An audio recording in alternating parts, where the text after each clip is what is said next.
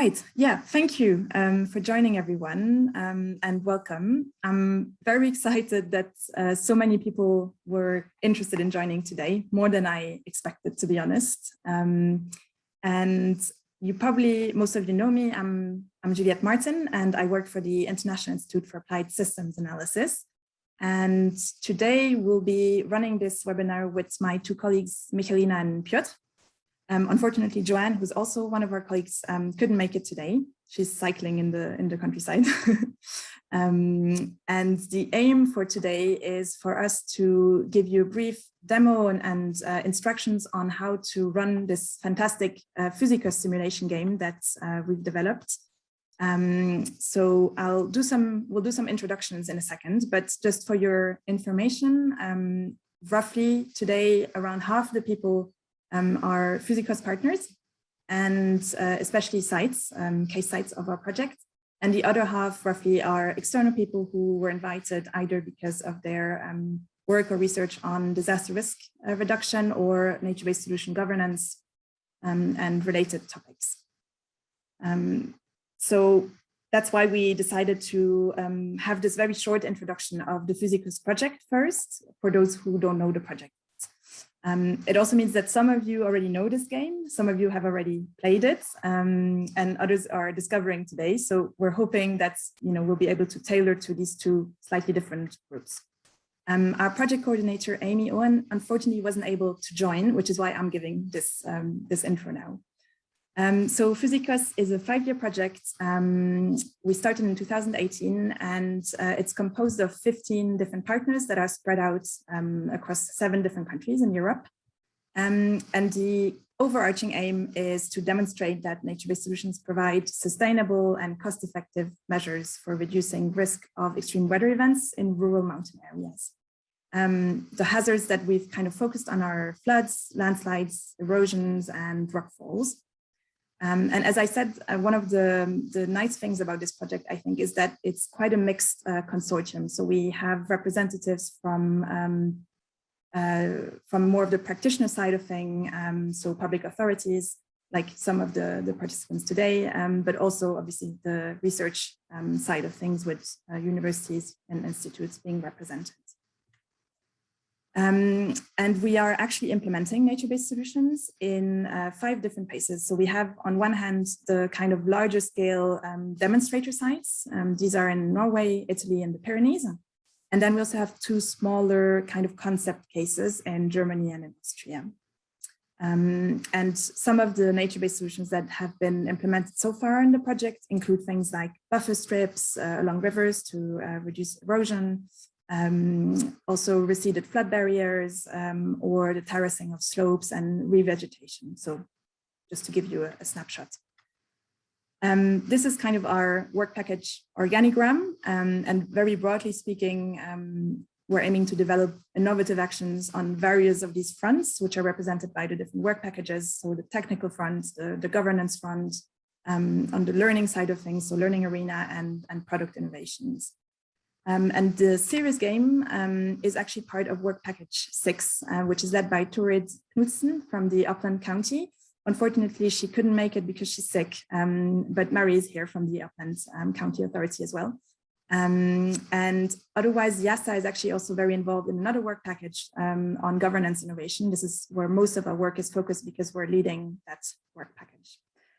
So as I said, it's a very quick whistle stop. It was just to give you an idea of the PHUSICOS project. And yeah, I want to save as much time as possible for the actual main part of the webinar, which is series game.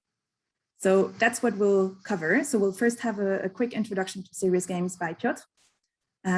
After that, we'll move on to the main part of the webinar, which is on the actual game and a short demo of the game. And we'll save around 30 minutes if we manage on questions and answers at the end. And for that, you're very welcome to put any questions that arise during the webinar in the chat. You can also just save them for the end, whatever you prefer, but we'll at least keep track of the chat and keep track of the questions that you put there. So this is where I will be passing on to Piotr.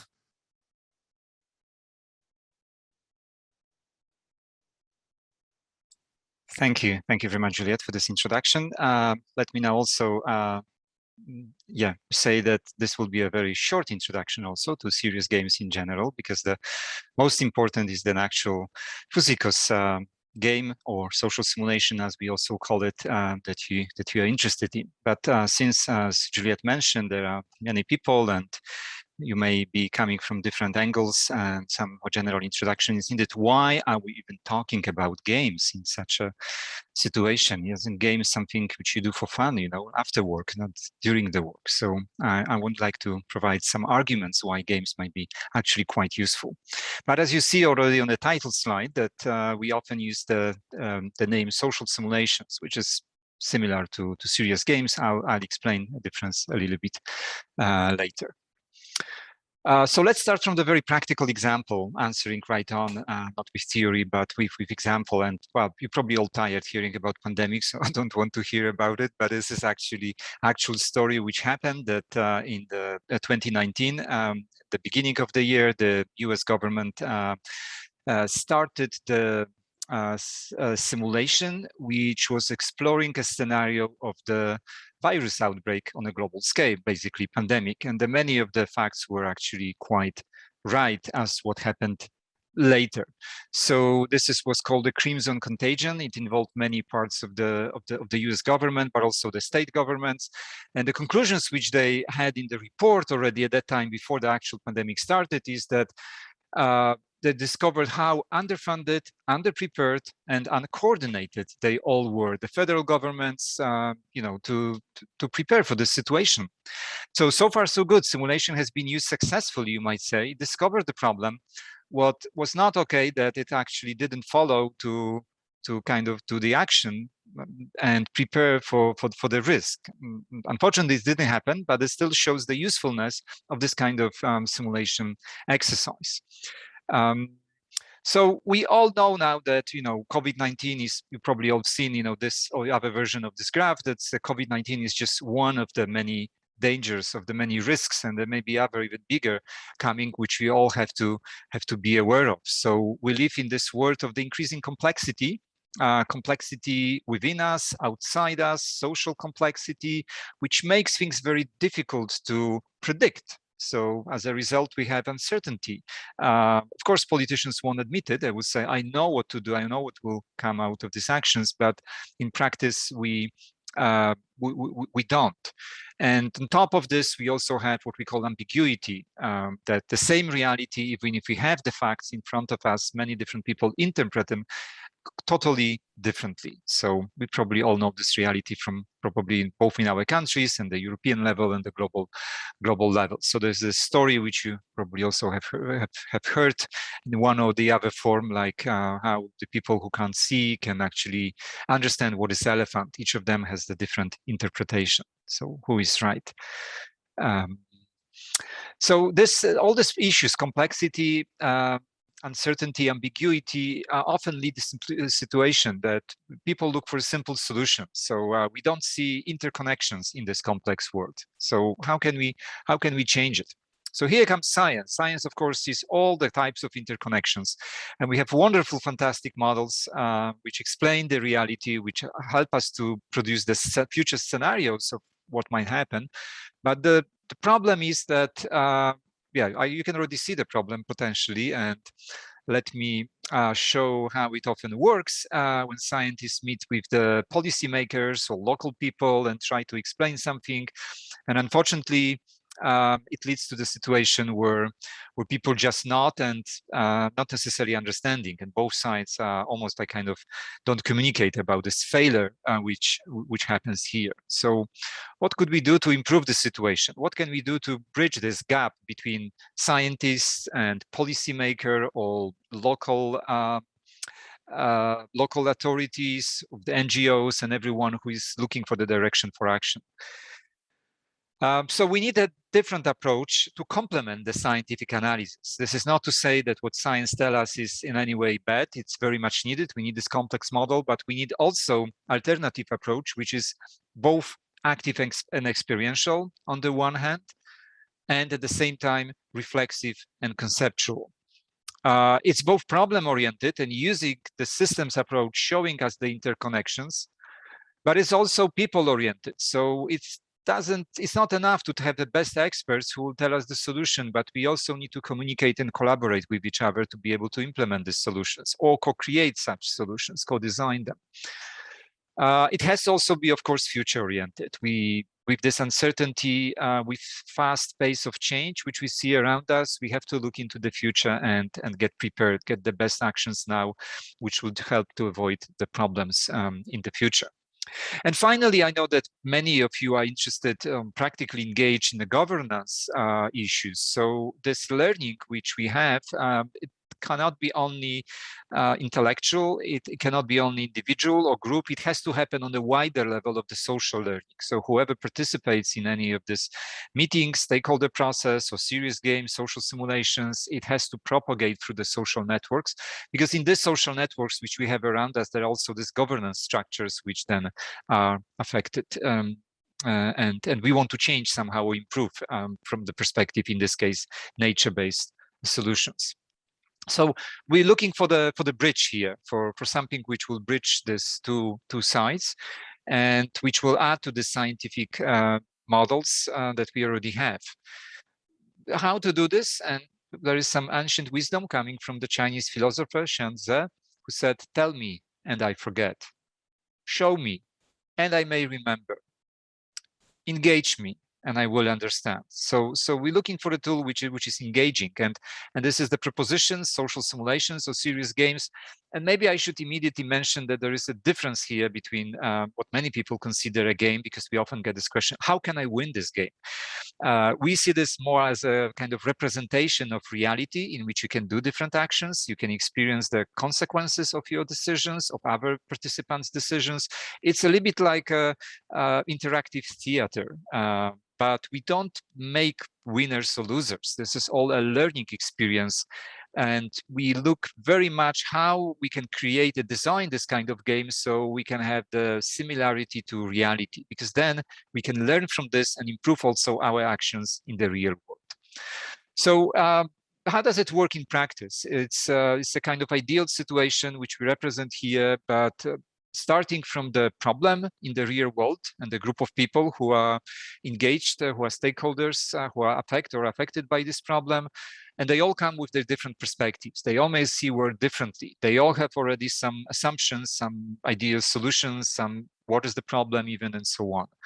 So with all these perspectives which are brought to the table, we encourage, within this social simulations, we encourage the communication. So they start talking to each other and understanding each other. And with this understanding of each other's position situations, the complexity of the system, the interactions between the system components are revealed. There's also the moment when they can reveal how the governance, different elements of the governance structure actually working, and bring the full understanding for all participants whenever they come from. And we know the governance is not just government, it's also including civil society and local communities.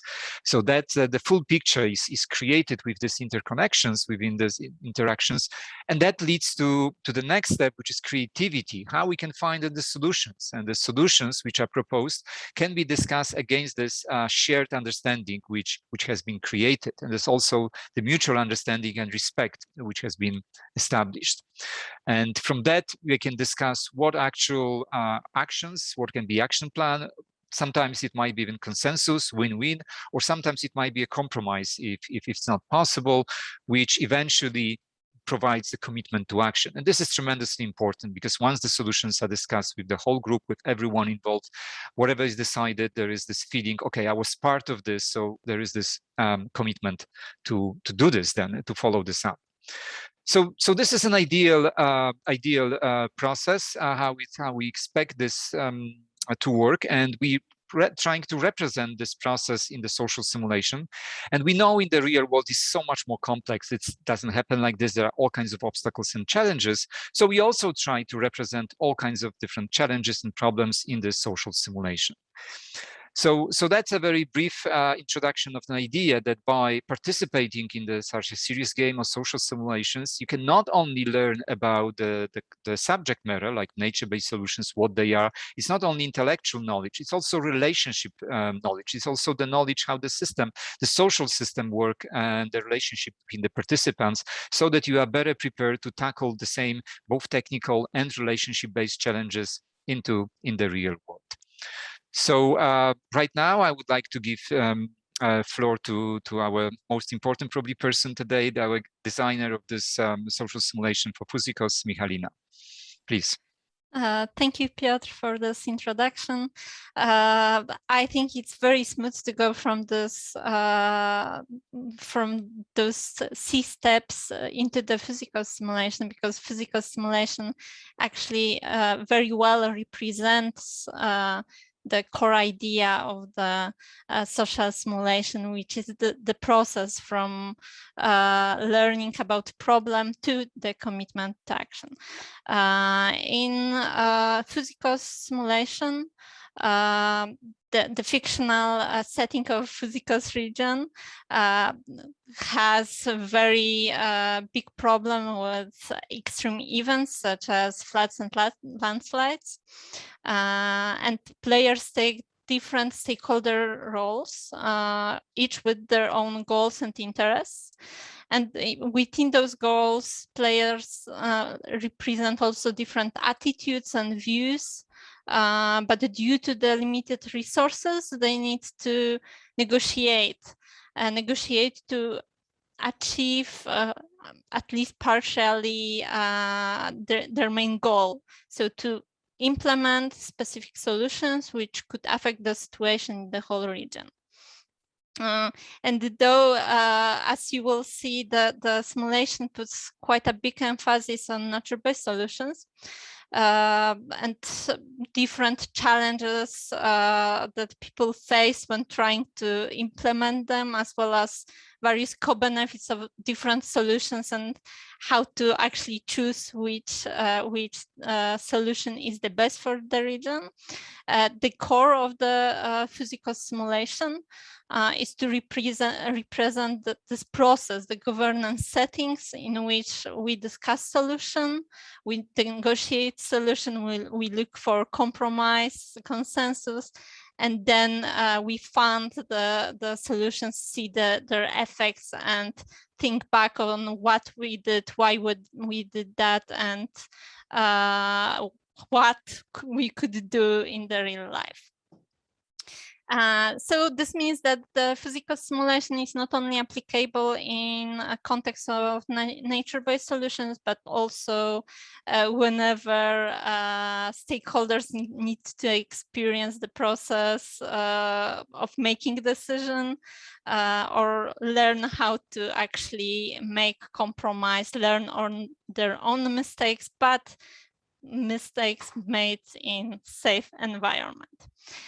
So with this short introduction to the general idea of PHUSICOS simulation, let me actually take over the screen right now. And what I will do is to first shortly introduce how the game looks like, and then also give you opportunity to explore it on your own. So first of all, I've mentioned that PHUSICOS simulation is set in fictional region of PHUSICOS. This region is based upon the case studies we've worked with in the PHUSICOS project. So some elements, at least for some of you, may be quite something that you know from your day-to-day work. The region is surrounded by big mountain peaks, and there is also a river flowing through the whole region. And as in the real life, there are occasional landslides, floods, which intensified during the past 2 decades. They are a real problem for the people living in the region. And in these settings, in this setting, we have different roles of relevant stakeholders. First, starting from local institutions such as environmental NGO, local farmers collective, local entrepreneurs group, local government. So we have the Department of Infrastructure and Development, and then also Department of Environment and Tourism, local civil protection agency, because we have a big topic of disaster risk here. Then we also have institutions that represent national level of stakeholders, so the representatives of Ministry of Environment and National Parks, as well as National Civil Protection Agency, and then also River Basin Authority. And each organization has its own headquarters in the region, where players can learn more about the organization's goal. They can learn more about the responsibilities they have in this role, or just looking at other organizations which are present there. And those responsibilities, those goals may very much differ between organizations. But one of the overall responsibility which each organization share is to decide on how actually split the budget prepared for the investments in the region. And the budget of each organization is limited. Here it is. Each organization also has different budget depending on the scale and the budget funding they had. The next limitation each organization has is actually time.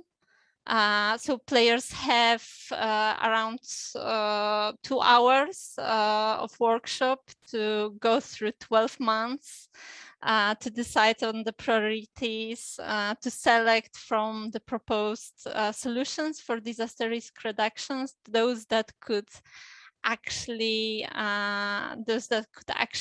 be appropriate for the region.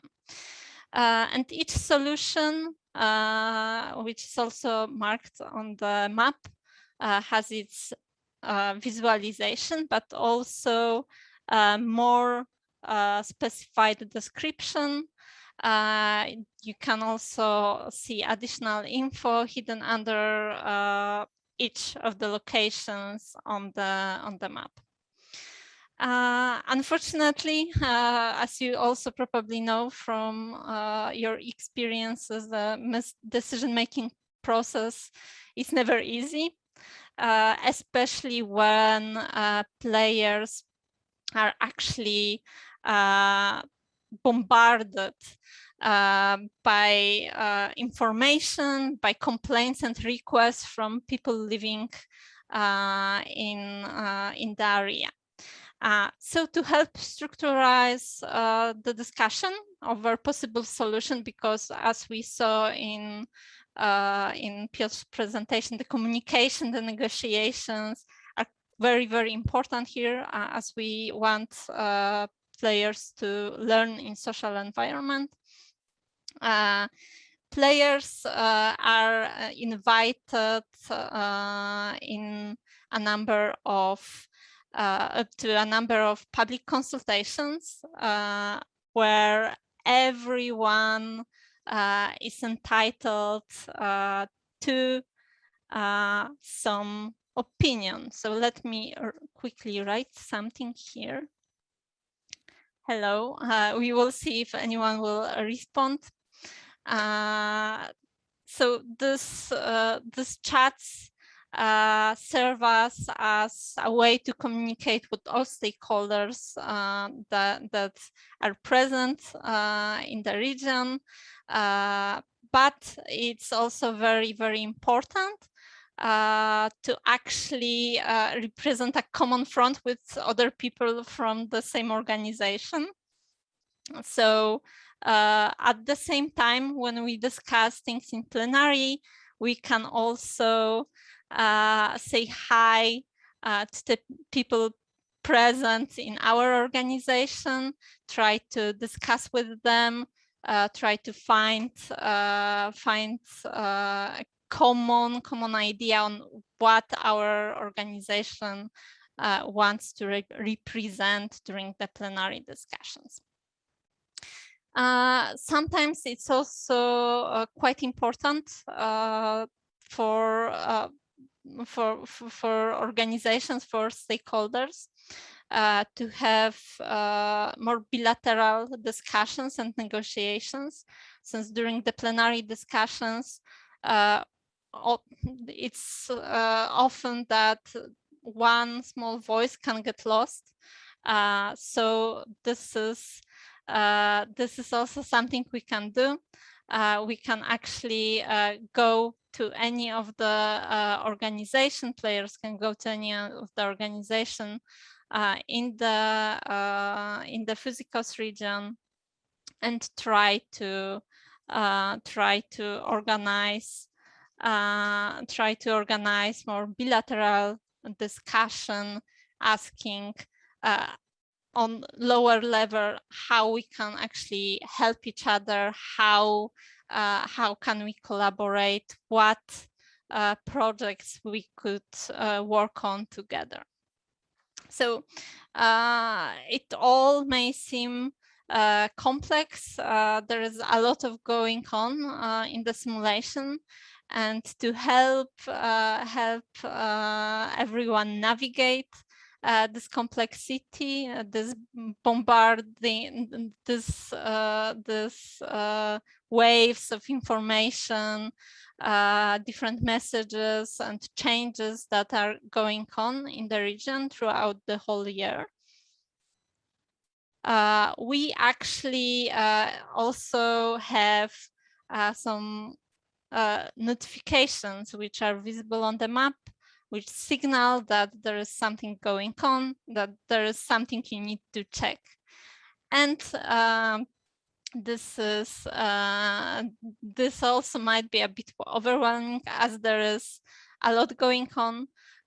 So players also need to navigate which information they find important and where to look for the information that could interest them.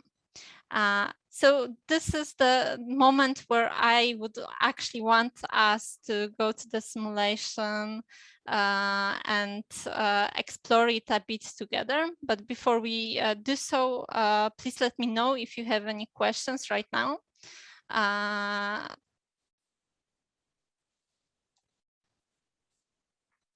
I don't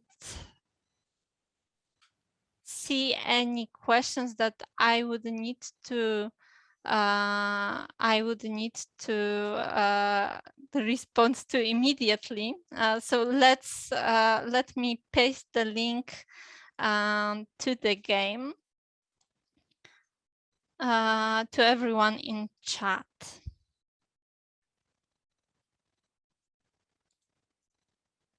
And what you should be seeing right now, is screen where you can select, sorry about that, when you can select the role. So please choose whichever role you have. You want. We won't play the whole game, but I would like us to explore it together a bit. So when you log in, you will be transported to a view I've shared before, so the view with PHUSICOS region.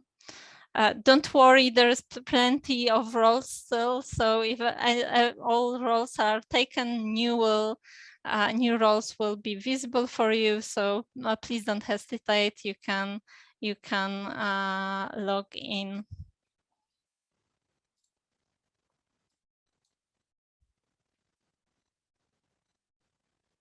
Okay, as I see, a lot of you already logged in. As other people log in, I will actually give you a short guided tour. So first, we will all go to a short tutorial.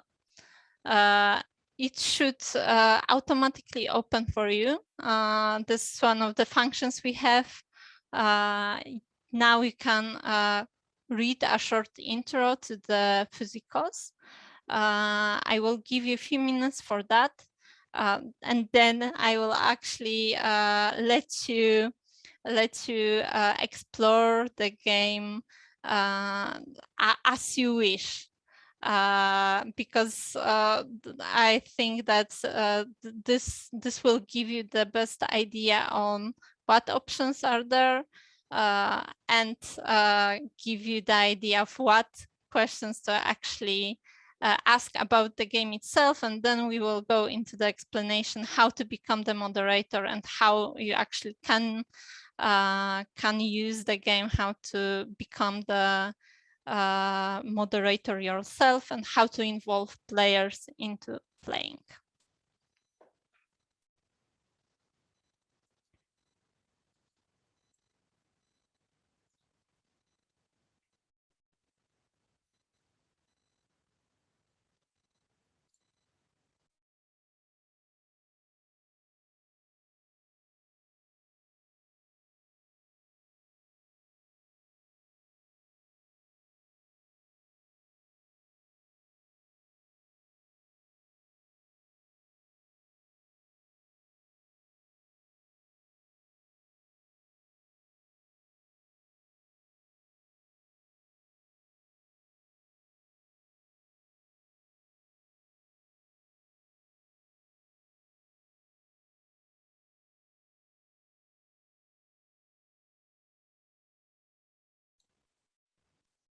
Okay, I think that you had some time to read the introduction. If you did, you can already explore the map.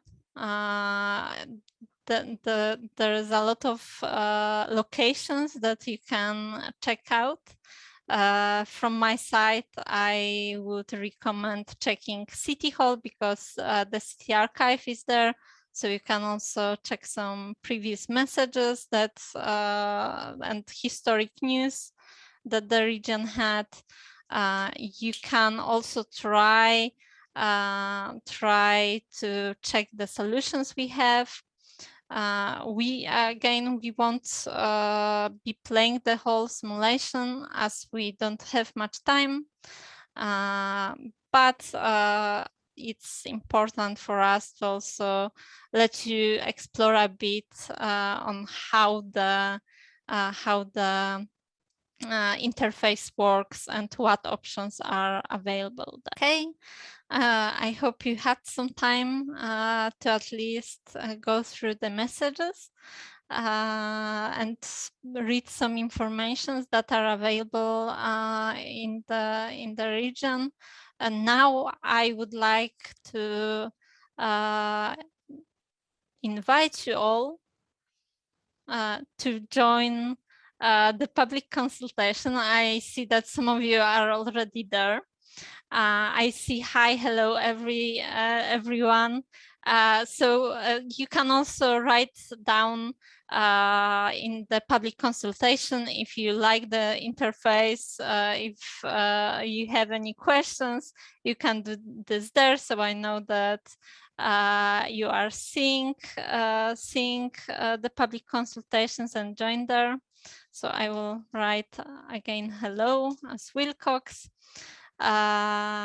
Please try out the options of speaking with everyone.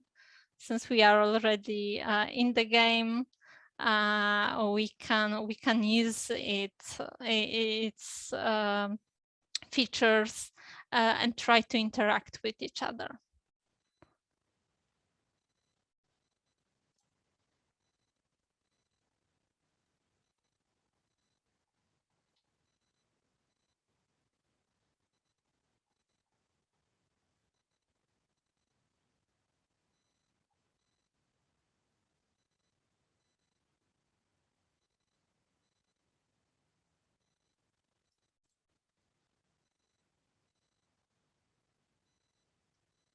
Yeah, I actually see that there is some investments going on. So you are exploring the simulation to your fullest.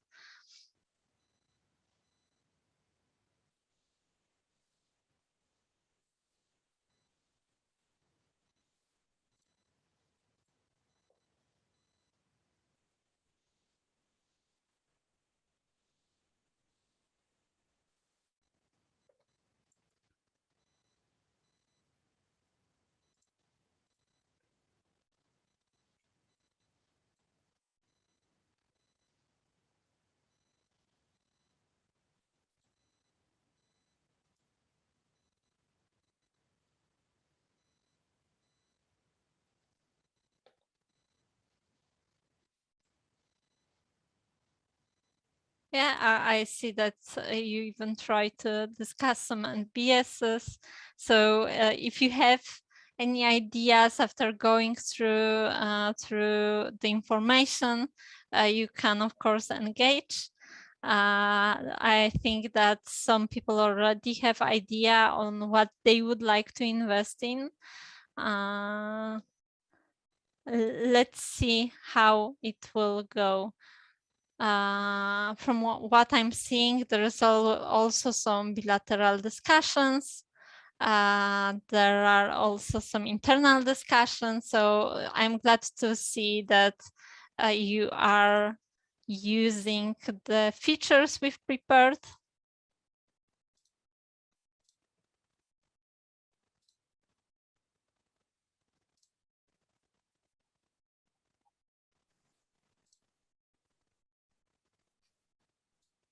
And if you are interested, there are some new information posted to the tutorial feed. The notifications on the map will not disappear until you've read or saw all of the new changes.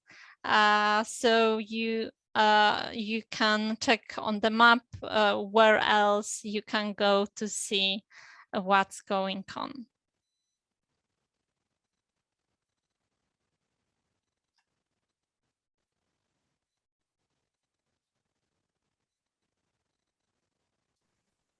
So we have the possibility to fund the different solutions represented on the map, but also we have the possibility to veto certain solutions, right, Michalina?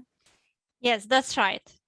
So you might have noticed the street lights on one of the solutions, revegetate steep slopes.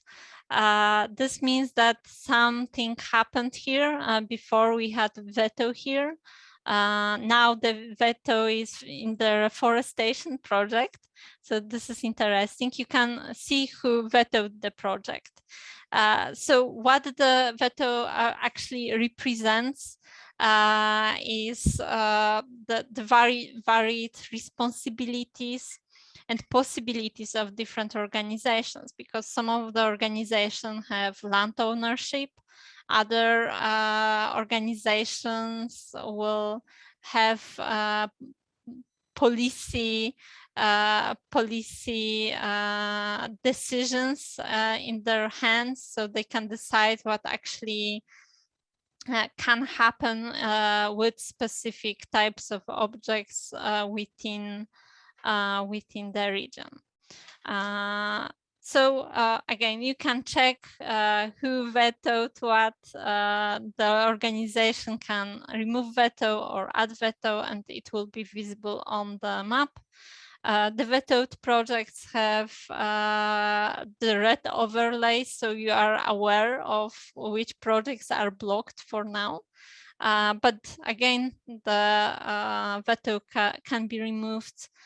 You can ask the organization who put veto in place to negotiate, ask them why they did that, and try to change their mind on their decision.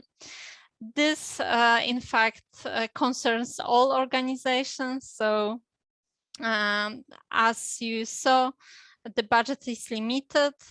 You can put your decisions within, put the budget specific solutions, but this is something that you can change during the whole year and only at the end of the year.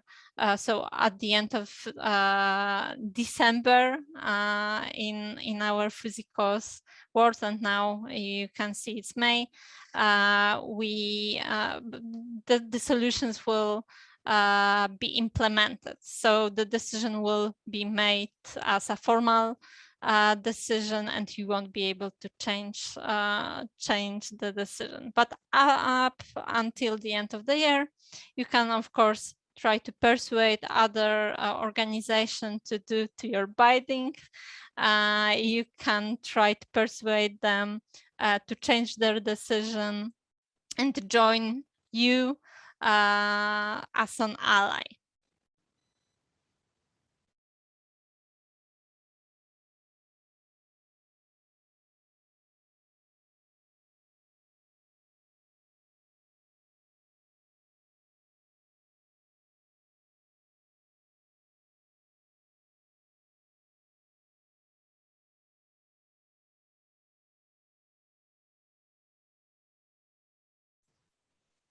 Okay, so this was the part where you could explore the simulation a bit.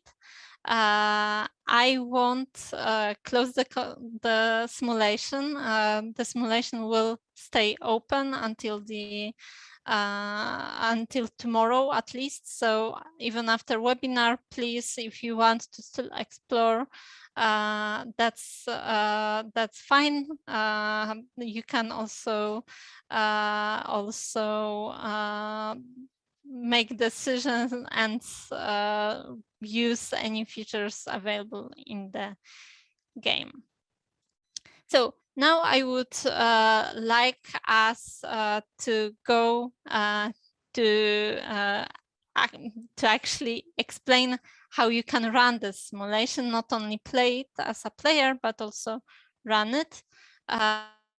But before we go, let me check if you have any questions about the features you saw already, because to talk about how to moderate the game, I think it's important for you to actually understand how the game works.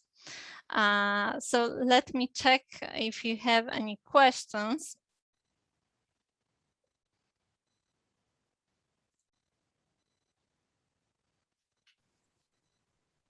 I see a question by Sabine on where she can find her budget.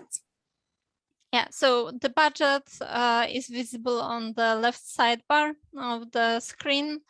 It's on this grayish background, and the budget actually updates in the real time. So whenever you put the budget towards any of the solutions, it will also update automatically. Okay, any other questions? Can we see budgets of everyone else just to know who we should lobby with? No, and this is also part of how you want to share and how you want to get the information from others. Because usually not all organization, not all stakeholder organization will make their budget public. Of course, for some like local government, that could be a possibility. But if you really are interested in how big of a budget other organizations have, you would need to ask them directly, and it's their decision to tell you how much money they are able to put towards solutions. They can, of course, say how much money they have, but they could also lie to you. They could also keep the information for themselves only.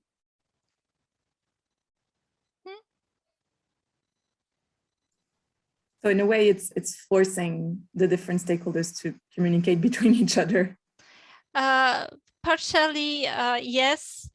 Though, if you really want to, you can try to, of course, put forward your own solutions. Though, as we all see right now, being logged in, the budget of each organization is quite limited. So at some point, it will be a necessity to actually try to do it collectively.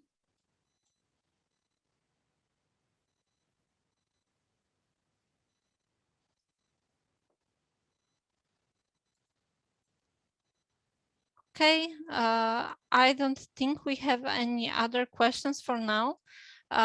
So we will go toward the instructions for moderator.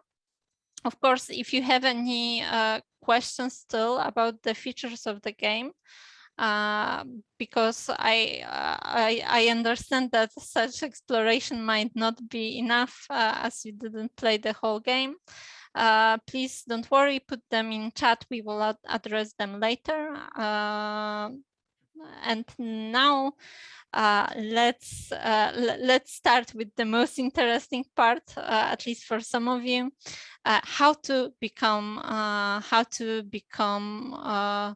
user of the game. So how to bring this simulation to your stakeholders, your students, the groups of interest you would like to involve in this topic.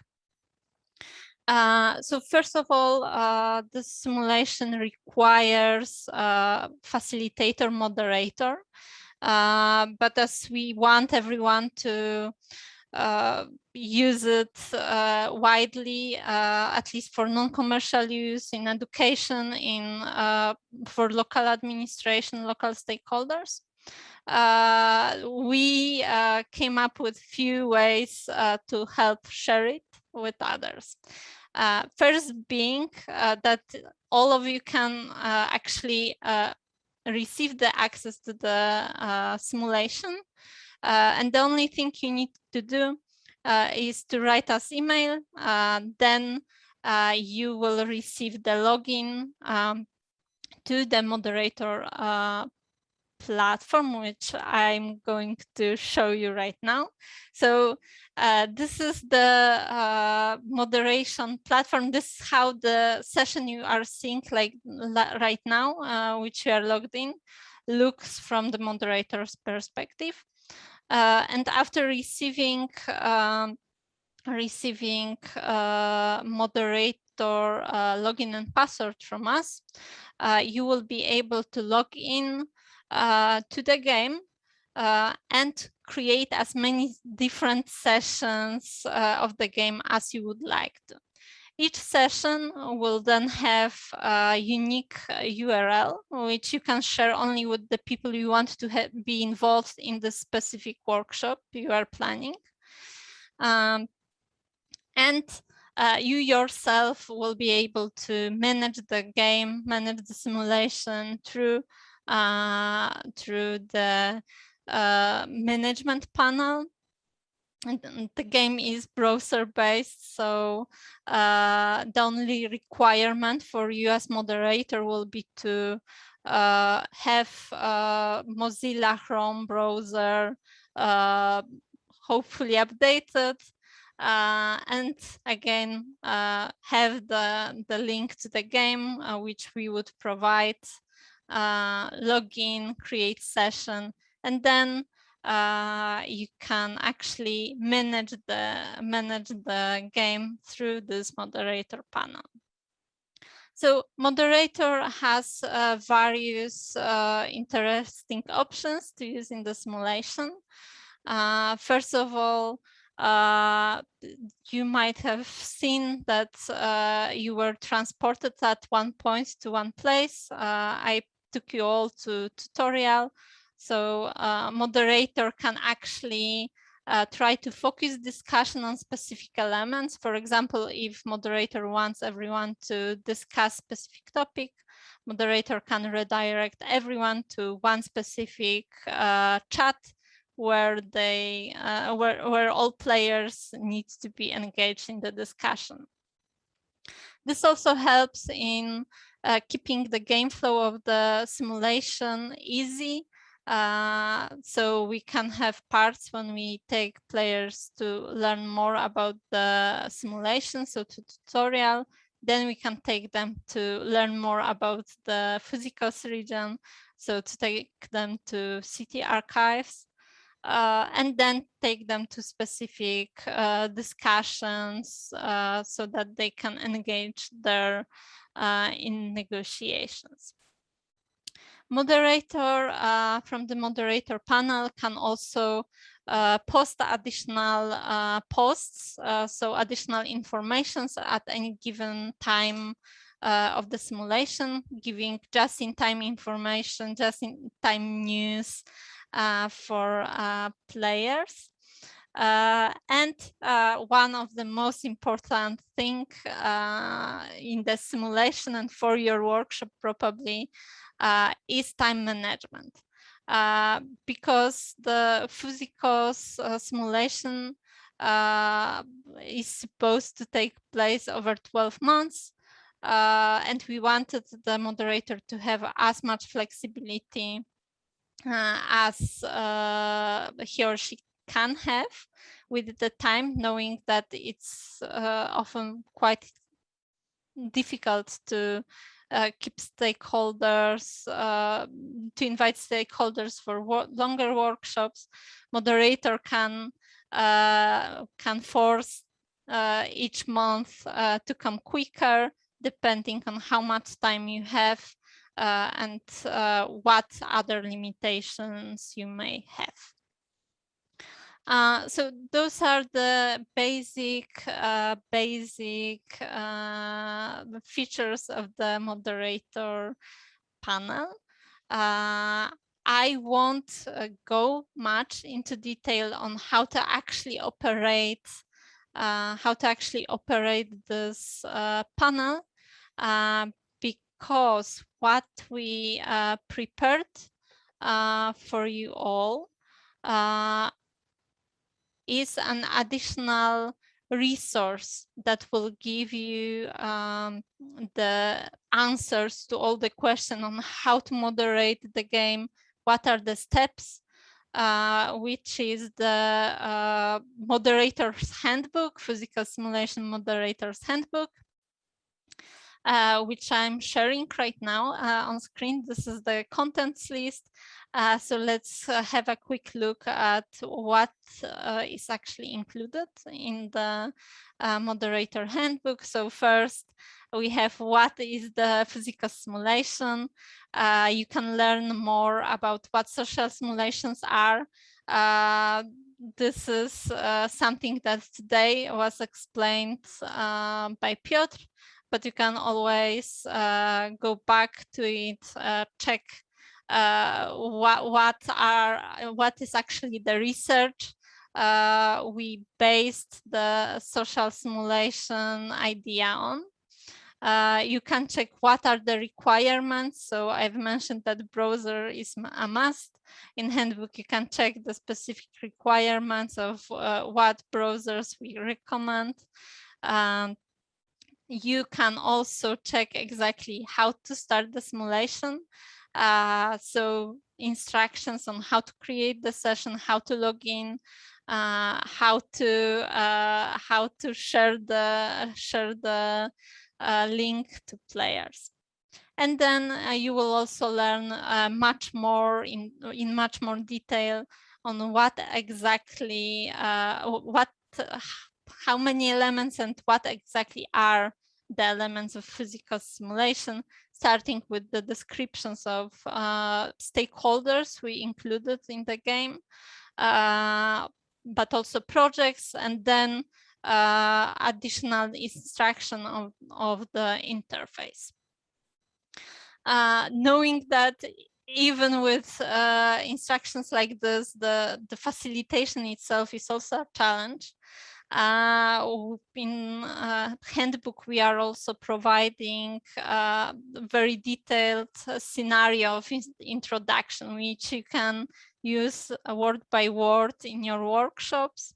We are also suggesting some some questions for the briefing, which we are also which we also suggest in doing. So the briefing session at the end of the simulation, since, as Piotr mentioned, in social simulations we don't have winners and losers, we need to discuss at the end what actually happened within the simulation. And then last but not least, we prepared some templates for emails for stakeholders, some common questions, tips and tricks on how to deal with organization of the remote workshops with the simulation.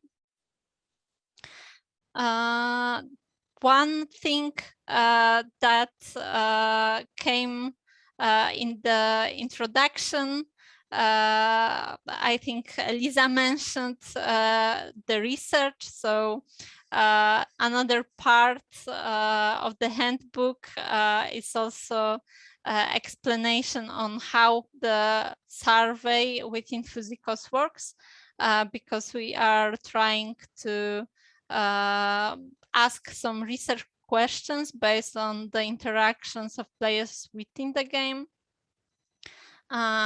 This is also something that I think Juliet will later mention, but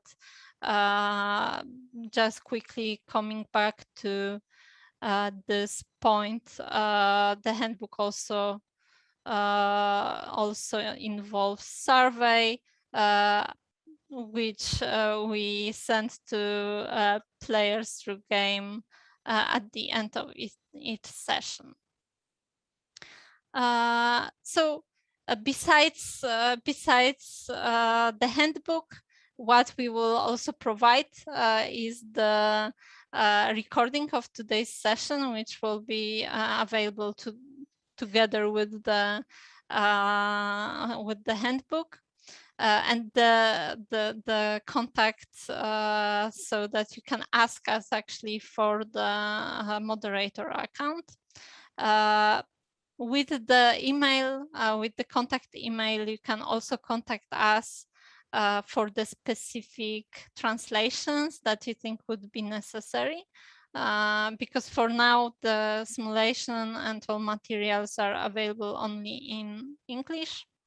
But as we again wanted the simulation to be as widely usable as possible, the game has the option to add new language version when necessary. So this is also something that can be discussed with interested parties. And with that, I think I will finish my short introduction to how to become moderator. I imagine you might have a lot of questions, more detailed that I already presented. So let me quickly look at Juliet. Do we have any questions? Yes, yeah, we do have one for now. I hope there'll be more. I just wanted to also add, thanks so much, Michalina, for talking us through all of this. And yeah, I just wanted to say that, of course, it's challenging to provide instructions that are not incredibly long, which is why we just kind of, wanted to give this snapshot of how you could start thinking about being a moderator and where you would find all the information that you need for that. And yeah, so it's just meant to be a kind of getting you started, and will, as Michalina said, provide all the different keys that you would need for that later on. Okay, so let's start with the questions. So we had one by Silvana earlier on, and she was asking how we would actually monitor the different interests of the stakeholders. Do you mean, yeah? Do you mean the interest within the simulation, or the interest of checking if they would be interested in playing the simulation at all.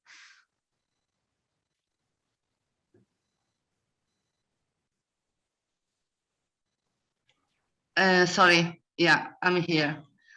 So what I mean is, okay, I understand the game and I think it's useful to socialize, to make, to start the dialogue. But one of the actual problem that we are facing in the implementation of our projects, you know, Operandum is a sister project to PHUSICOS, such as Reconnect, is that, okay, you can play a game, you can be acquainted to the idea, but the actual interest of the stakeholder to pursue, to actually fund, to actually facilitate the implementation really needs something more robust. So what would be, why should I use the game apart from, okay, let's say that we interact and that is good.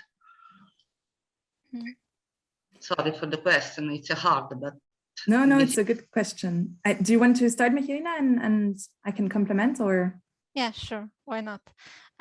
So I think that first and foremost, through the simulation, if those are people that are directly connected with the nature-based solutions, and are involved in the process of choosing what solutions there are and could be implemented. We provide the information about specific solutions based on the information we gathered through the PHUSICOS project. We link that also with some external databases. We provide links. So first, stakeholders can actually gather some information in more interactive way, in more fun way. The second thing, Silvana, you want to? Yeah, okay, that's understood, but monitor the interest over time. It's a different matter. Let's say that I'm interested right now. I play, I'm happy. So how could you really verify and how you will follow up that I'm actually a true interest and take these to consequences? How do you see the series we are playing here, that's fine, but in the end around the NBS, the true interest of the stakeholder is key, because we really need to transfer from an improved way of communicating, but in the end there are people investing, people facilitating the introduction of policies. So what is, in your view or others in PHUSICOS view, in the transferring between these and what will happen in the real world? I mean, do you have any mechanism that would be associated to this game in how to actually monitor that there is an interest, apart from, 1 hour, another hour, and that's it? Piotr, do you want to go? Yeah, maybe I can just briefly add to this that no, we don't have any magical solution here. I think getting people to do things in the real world is the hardest things to do. So how to make them more interested, how to make them talk to each other, how to make them explore what is even at stake. It's very hard thing, and we don't have a additional tool. I think the simulation is supporting, contributing element. Quite often people don't even know what are nature-based solutions, what are the risks associated with them, or maybe they have only very one-sided view of them, or maybe partial. So getting people to come together and share this information, share different views on this, it's something which helps to give them the more fuller picture and hopefully get them to the next step. So when you run this kind of game session, you can already organize the next meeting, which say, now that we understand what nature-based solutions solutions can do or what they cannot do, can we organize the meeting when we discuss the nature-based solutions in our community, in wherever the place is there. And our experience is that the games bring a lot of enthusiasm, that they bring better understanding, that rather than organizing such a meeting and give them the presentation about NBSs as a first step, it's much better to do this with the game. But there's no guarantee that they will actually follow up and do the actual action in the real world, which I fully agree with you, it's very difficult. Piotr, I think your name is this Yes. one. So I didn't want by any means to be critical, but just sharing with you what within Operandum we have all these elements that comes from theory to applications on how to maintain stakeholder interest. So my question was a genuine question in saying there would be a way that goes beyond, let's say, the actual moment of or moments of interaction in a beautiful way, of really come back with some tangible actions, that is the monitoring of the actual interest, which we really need. So it's more genuine than to say, okay, we all recognize the value of having serious games. I mean, it's not, it's an idea that is used in several projects, and I still think that is a good idea, but try to be critical in a good way, saying what we really need to really reach, let's say, fulfill the potential of our projects. We all have this mapping of the stakeholders. We all have them. We interact with them. Maybe your way is better than others.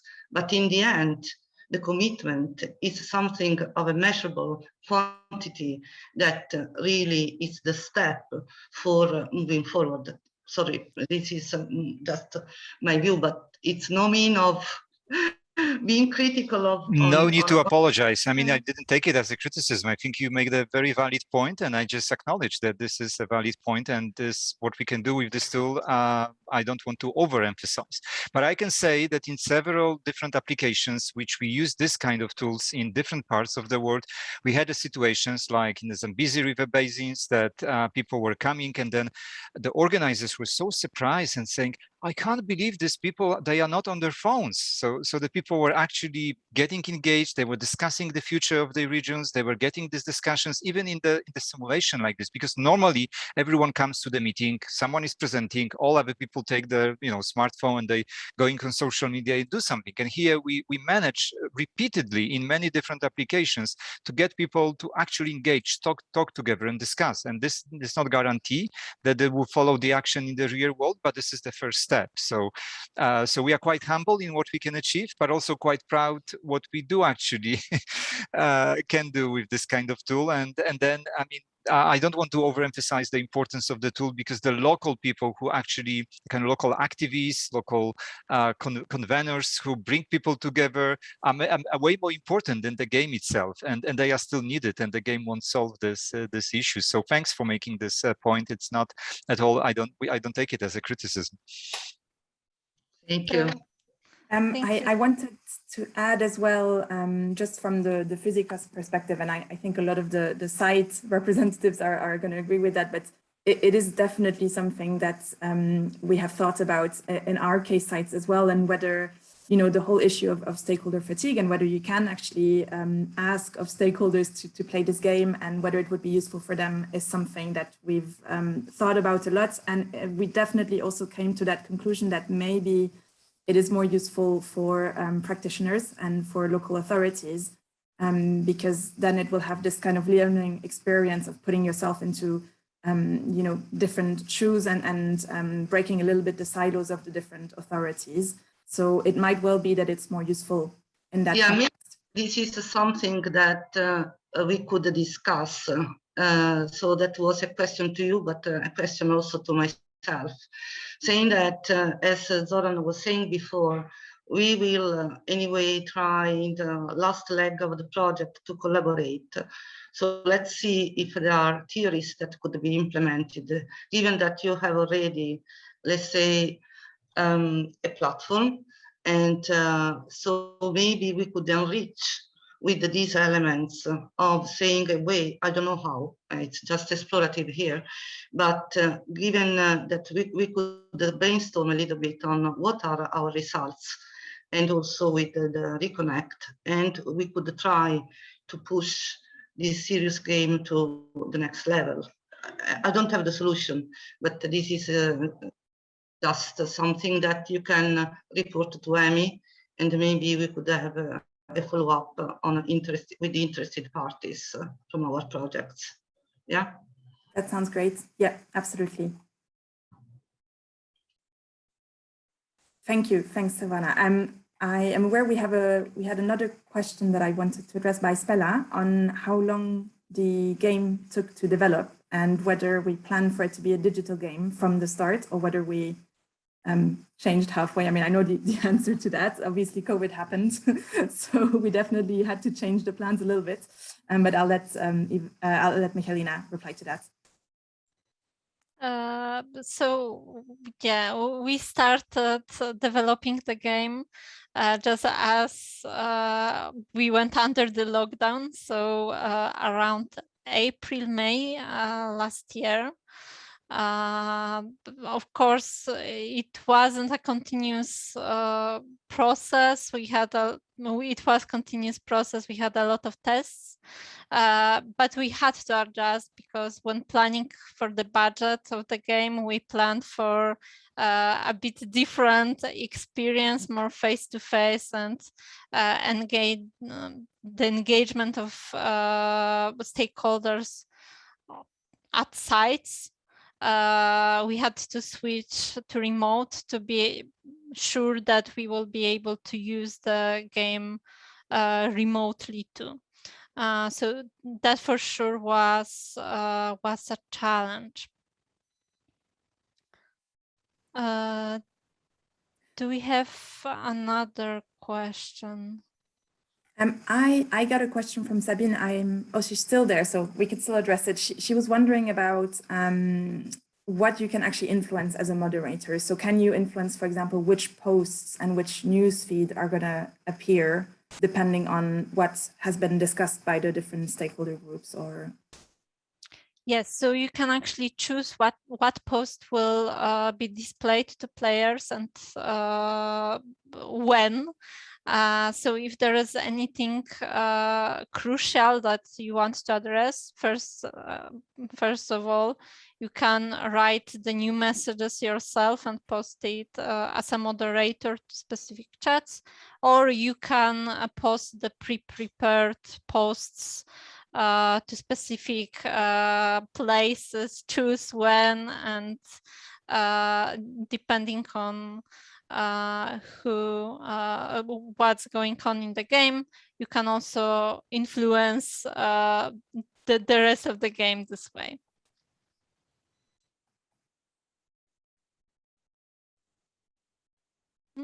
Okay, another question from Idoya as well on whether the game will be translated. And yeah, go ahead. Yes, so I've mentioned briefly translations at the end.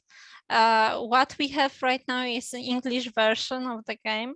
But if you are interested in the translation and if you would be willing to help with the translation itself, we can implement the translation in the game fairly easily. The problem is we don't have enough language knowledge to translate it to all the languages we would like to.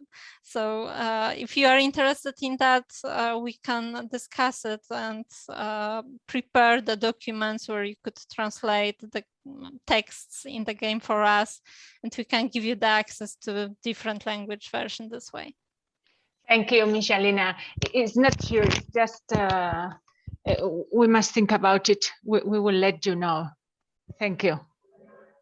Yeah, we can help with French, German, and I guess Polish. That's what we can cover, but yeah, my Spanish is unfortunately not good enough. Okay, thank you. Thank you very much for all the explanations and the presentation. It's a great game. Thanks, Idoia. Are there any other, that's all the questions I got, at least in the chat, but are there any other questions or comments or, any feedback you want to share on whether you thought this was, or would be useful for you, and whether you could imagine, running this game in places that you've worked at, and if not, why not? Okay, there's one more question by Sabine on who we contact for the moderation login. So I think that's Michalina or me. It doesn't matter. You can contact any one of us, but I would probably pass it on to Michalina in all honesty. So she has all the login details.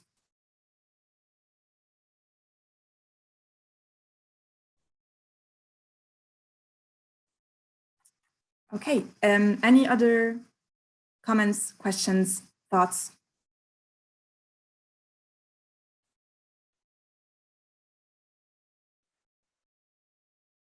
Okay, I don't see anything, in which case I will just really briefly tell you about the last and next steps with this.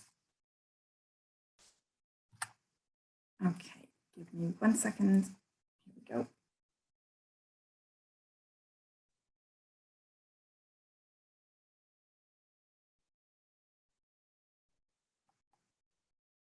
Are you seeing my screen? I'm not sure, it's being odd on my end now. Yes. Yeah, okay, perfect. Thank you.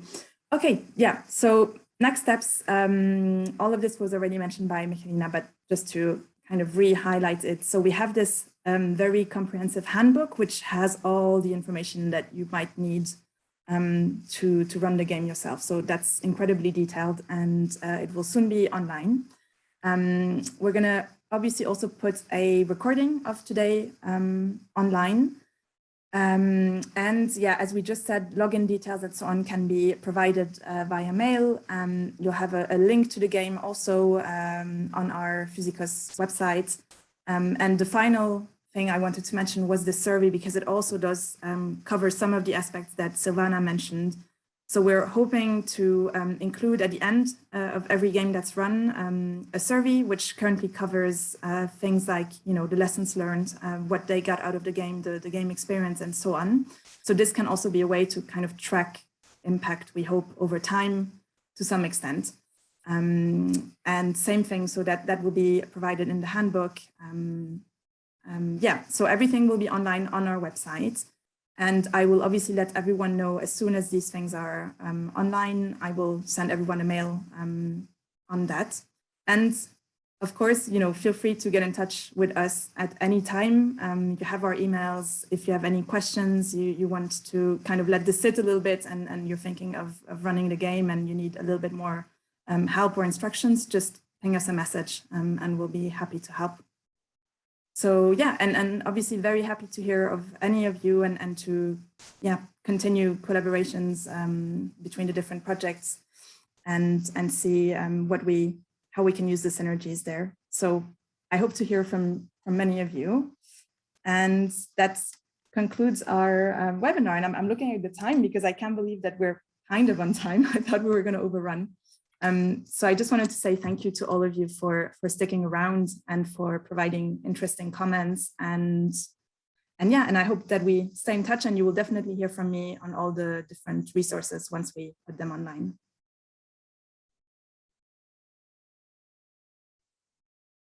So thanks everyone, and mostly thanks to Michalina and Piotr as well.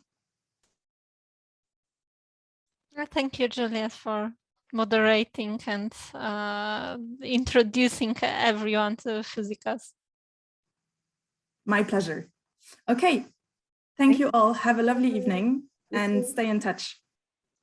Thank you. Bye. Thank you. Bye-bye. Thank you. Thank you. Bye. Thank you. Bye.